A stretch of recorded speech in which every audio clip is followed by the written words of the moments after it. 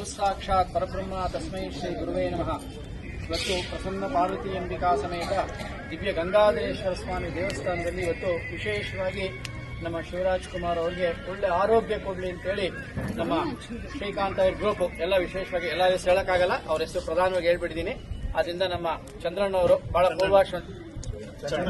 ಚಂದ್ರಣ್ಣ ಅವರು ಬಹಳ ಪೂರ್ವದಿಂದ ನಾನು ಪುನೀತ್ ರಾಜ್ಕುಮಾರ್ ಅವರ ತೋಟದಲ್ಲಿ ಪ್ರತಿ ಪೌರ್ಣಮಿಗೆ ಹೋಗಿ ನಾವು ಸತ್ಯನಾರಾಯಣ ಪೂಜೆ ಮಾಡ್ತಾ ಇದ್ವಿ ಅಣ್ಣವರಿದ್ದಾಗ.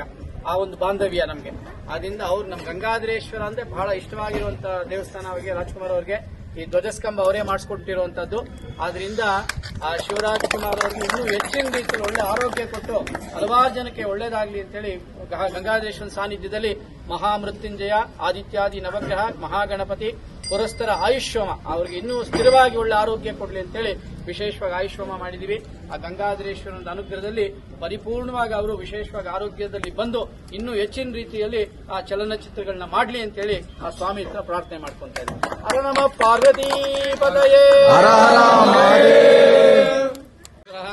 ಗುರುಸಾಕ್ಷಾತ್ ಪರಬ್ರಹ್ಮ ತಸ್ಮೈ ಶ್ರೀ ಗುರುವೇ ನಮಃ.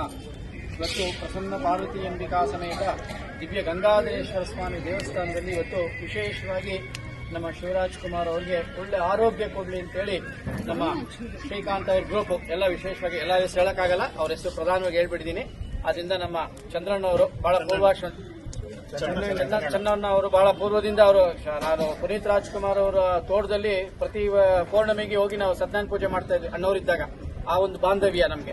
ಅದರಿಂದ ಅವ್ರು ನಮ್ಮ ಗಂಗಾಧರೇಶ್ವರ ಅಂದ್ರೆ ಬಹಳ ಇಷ್ಟವಾಗಿರುವಂತ ದೇವಸ್ಥಾನ ಅವರಿಗೆ, ರಾಜ್ಕುಮಾರ್ ಅವರಿಗೆ ಈ ಧ್ವಜಸ್ತಂಭ ಅವರೇ ಮಾಡಿಸ್ಕೊಟ್ಟಿರುವಂತದ್ದು. ಆದ್ರಿಂದ ಆ ಶಿವರಾಜ್ ಕುಮಾರ್ ಅವರಿಗೆ ಇನ್ನೂ ಹೆಚ್ಚಿನ ರೀತಿಯಲ್ಲಿ ಒಳ್ಳೆ ಆರೋಗ್ಯ ಕೊಟ್ಟು ಹಲವಾರು ಜನಕ್ಕೆ ಒಳ್ಳೇದಾಗ್ಲಿ ಅಂತೇಳಿ ಗಂಗಾಧರೇಶ್ವರನ ಸಾನ್ನಿಧ್ಯದಲ್ಲಿ ಮಹಾಮೃತ್ಯುಂಜಯ ಆದಿತ್ಯಾದಿ ನವಗ್ರಹ ಮಹಾಗಣಪತಿ ಪುರಸ್ತರ ಆಯುಷ್ಯೋಮ ಅವರಿಗೆ ಇನ್ನೂ ಸ್ಥಿರವಾಗಿ ಒಳ್ಳೆ ಆರೋಗ್ಯ ಕೊಡಲಿ ಅಂತೇಳಿ ವಿಶೇಷವಾಗಿ ಆಯುಷ್ಯೋಮ ಮಾಡಿದೀವಿ.